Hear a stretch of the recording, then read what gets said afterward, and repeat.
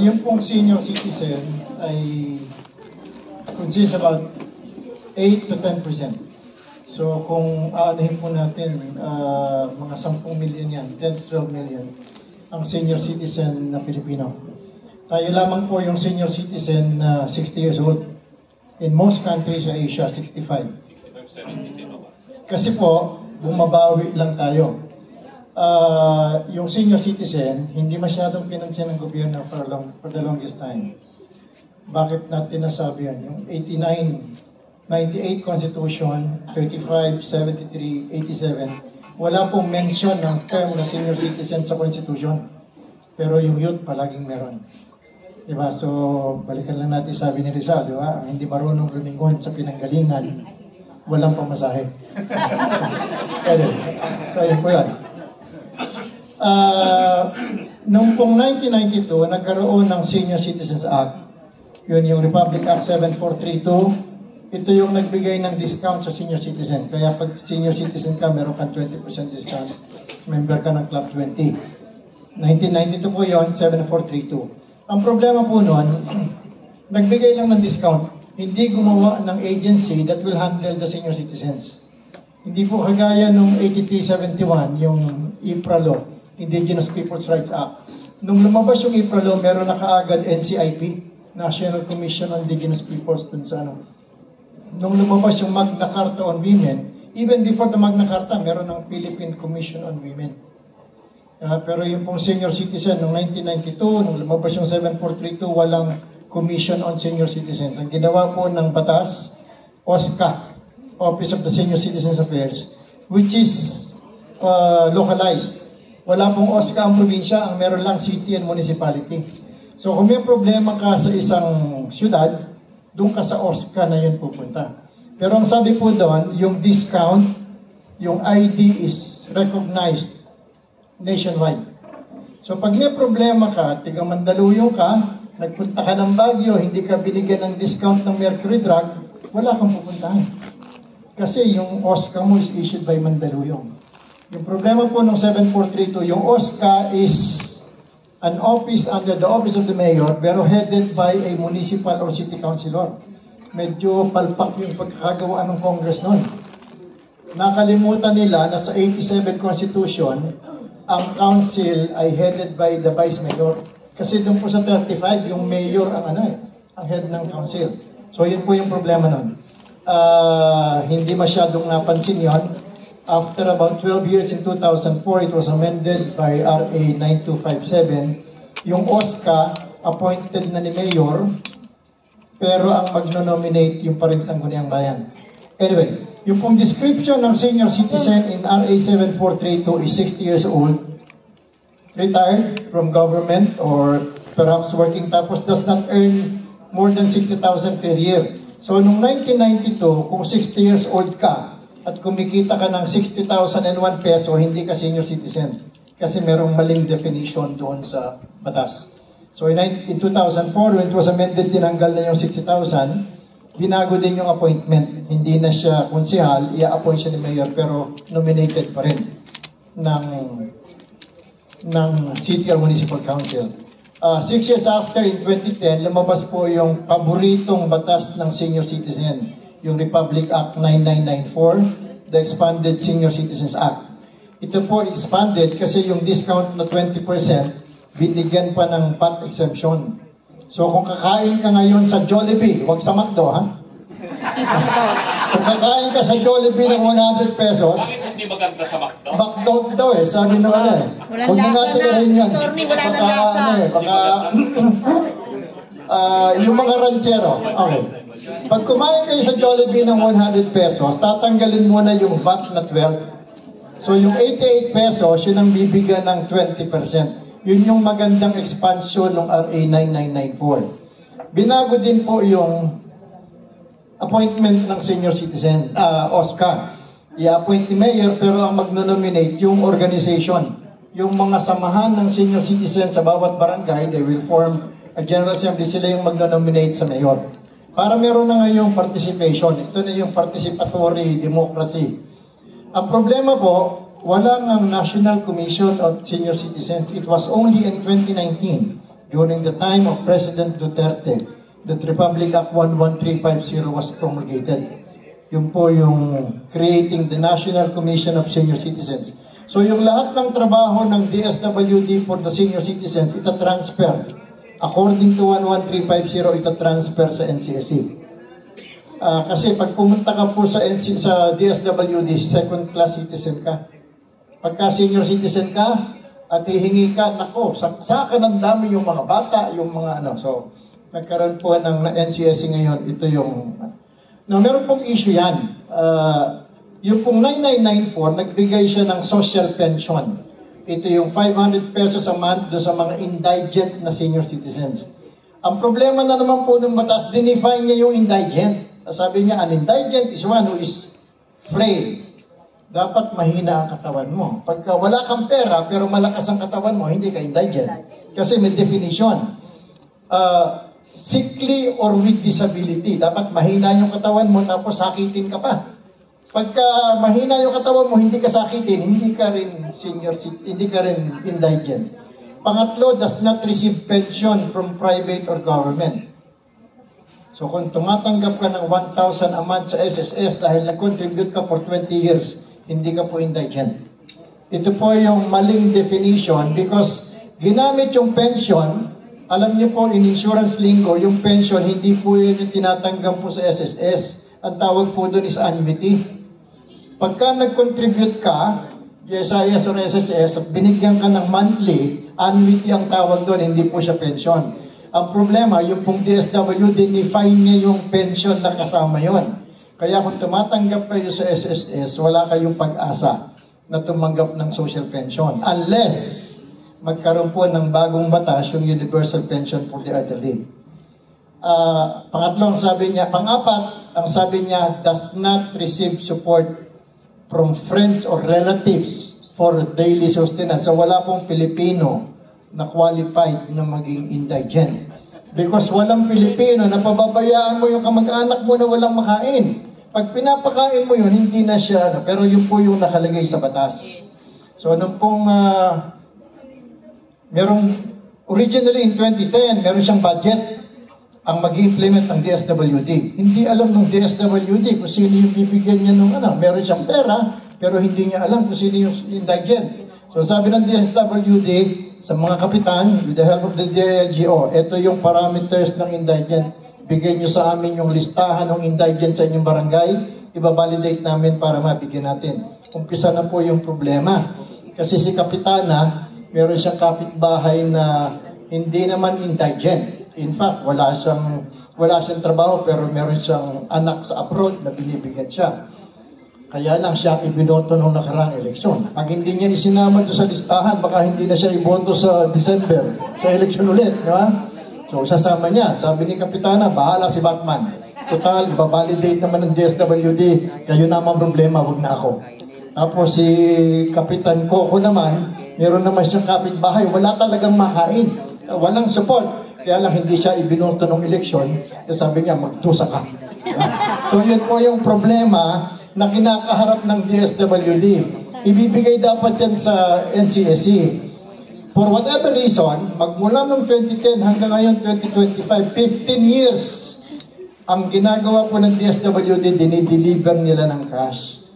Samantalang pwede naman tayong gumamit ng cash card. Yeah? Kung naalala niyo po noong pandemic, yung SAP, yung Social Amelioration, dinideliver po yan. Kukunin mo sa Palawan, Cebuana, Luwilier, or sa post office. Ayaw gawin ng DSWD yun for whatever reasons. Yung sinabi kanina na baka merong corruption, yes, meron. Marami pong hindi dapat tumanggap ng social pension, yung mga NPA daw nung araw, nung panahon na So yun po yung reason ngayon, hanggang ngayon, ayaw pang ibigay ng DSWD yung social pension sa NCSC. Nung pong time ni President Duterte, before the end of the term, meron pong bill yung pag-increase ng social pension from 500 to 1,000. Nung pong submit sa amin yon, commissioner na ako noon, sinubmit nung proponent, sabi ko wag mo nang i-increase, doblehin mo lang. Kasi in 2022, ang tumatanggap po ng social pension, 4,025,000. Meron po yung waitlist eh. Kunyari sa barangay ninyo, meron tumatanggap na 200, merong 50 na naghihintay kasi limitado si budget, di ba? Merong 50 na validated na pero hindi siya makasama kasi limitado yung budget. So ano nangyayari? Doon sa barangay niya, merong 50 na nagdadasal, sana matigok na yung mga nandun sa listahan para pumalit naman kami. Diba? So may problema na naman. Halimbawa, malakas sa taas, may natigok na 2. Paano mong pipiliin yung 2 out of 50 na hindi magagalit yung 48? Diba? So yun yung mga problema na ayaw i-resolve for whatever reason. Kasi may malakas si Mayor, dapat si Mayor daw yung magsasabi, all these things. Okay. Pero nakapasa po yun. Nakapasa yung law na yun na increasing the social pension from 500 to 1,000. Nakapasa po siya, it lapsed into law ng July 30, 2022. Siguro kung binigay ito earlier, baka pinirmahan to ni President Duterte bago siya umalis noong June 30. Eh hindi po eh. Nakapasa siya ng it lapsed into law ng July 30. Ibig sabihin, pinadala ng Congress and Senate yung enrolled bill on June 30, 2022. Alam niyo po ba nung June 30, 2 presidente ng Pilipinas, si PRRD until 12 noon, tapos si BBM until 12:01. So hindi natin malaman kung anong oras dinala ng Congress. Kasi hindi naman pwedeng dalhin ng Congress after 12:01 kasi 19th Congress na siya. So yun po yung mga issues doon sa ano. Pero kung naipasa ka agad ng Kongreso, I'm sure it would have been PRRD who should have signed. Hindi siya dapat nag-lapse into law. Now, lately, ang pinakabagong batas po for senior citizen is yung ECA, Expanded Centenarian Act.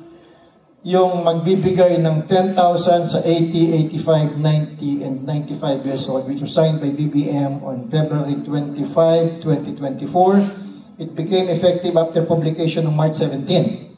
So meron pong problema yon kasi hindi natin ma-determine yan. Ang lagay po kasi doon, 80 years old ka lang nung maging effective yung law. Pag 81 ka, hihintayin mo yung mag-85 ka.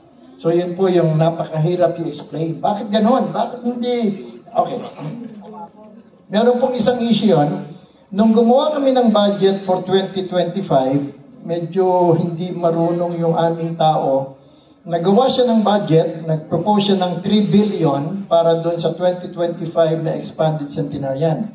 Pero yung proposal niya, bayaran muna yung mga nag-80, 85, 1995 from March 17, 2024 to December 21. Ayaw ng DBM because wala sa GAA. Hindi po pwede na bayaran mo yung obligation of the previous year from this current year's budget unless it is specified in the GAA. So, yun yung problema. Ngayon, noon pong nagdi-discuss kami kung anong gagawin namin guidelines or IRR, meron kasi tayong mga kababayan na 80 years old siya or 85 noong March 17. Pero mag-81 siya or mag-86 ng March 18, the next day. Sila ba kasama? It took us about siguro 3 or 4 days na discussion dahil ayaw ng mga kasama kong commissioner na isama sila. Because hindi po malinaw yung batas.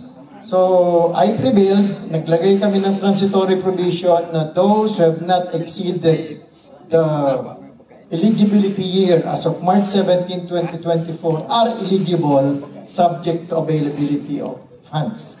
At least, meron ngayon. So, ang magagawa po natin ngayon is let's ask our senior citizens na sumulat Presidente, sumulat sa DBM na lagyan ng pondo yun because of that specific provision. Ito po, these things, hindi ko alam kung nagkataon lang, tadhana din na it was only during the time of PRRD. Meron pong mga discussion kami noon na hanggang ngayon ay pinag-uusapan yung anti-elderly abuse.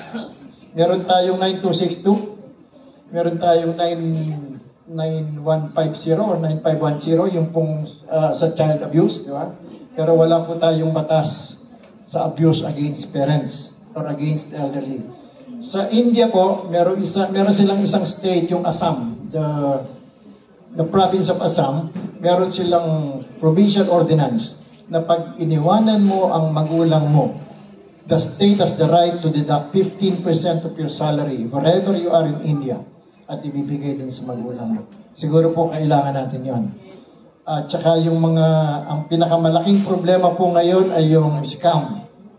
3 days ago, meron pong isang retiree na in 1 hour nawala yung 1.2 million niya na savings because of scam. Meron tumawag sa kanya na taga GSIS daw kasi pumapasok siya sa site ng GSIS, ng SSS, gusto niyang malaman kung magkano na yung pumasok doon sa kanyang pension. Tapos after a few minutes, merong tumawag sa kanya. And dahil tumawag sa kanya, simultaneous doon sa pagpasok niya sa site ng SSS, akala niya SSS talaga yon. Yung pala scammer na wala po yung kanyang 1.2 million. Tapos yesterday, I was told, meron daw pong matandang babae na nakatira sa Forbes Park na na-scam ng 50 million. Pero ayaw nang pagsabi ng mga anak dahil nahihiya yung mga anak niya na mayayaman na yung kanilang nanay ay na-scam. So ito po yung mga ito po yung mga activities ng senior citizen commission. Ang po is that yung magulang natin, yung pong magulang natin, my mother died when I was about 36 years old. And I only appreciated the loss of a parent when I lost my mother. Yung marami sa atin, nandiyan pa yung nanay mo, kung minsan pinababayaan mo lang, lalo na yung mga bata. Si Rab is always for the youth, yung bata, pero ang problema po natin ngayon is how do we inculcate to our children yung GMRC, yung good manners and right conduct. Nung araw, pagka tayo maingay sa klase at binato tayo ng eraser, hindi ka pwede magsumbong sa nanay mo, papapalo ka pa. Samantala ngayon, yung nanay mo, ididemanda yung teacher. Minura ka pa lang. Minura pa lang ng teacher yung anak. So, yun po yung natin yun. Our committee, Senior Citizen Committee of PDP would like to request the members na baka po pwede tayong gumawa ng programa on how to inculcate, teach our members to teach their children. Because, sabi po ng Bible, Proverbs 13:24, sabi niya, he who holds back his rod hates his son. So, pagka hindi mo dinidisiplina yung anak mo, you hate him. So, in closing, meron po akong ginawang motto. Happiness is the ultimate purpose in life. So let us invest in happiness. Maraming salamat. Thank you, Commissioner. Galing, ano? Bago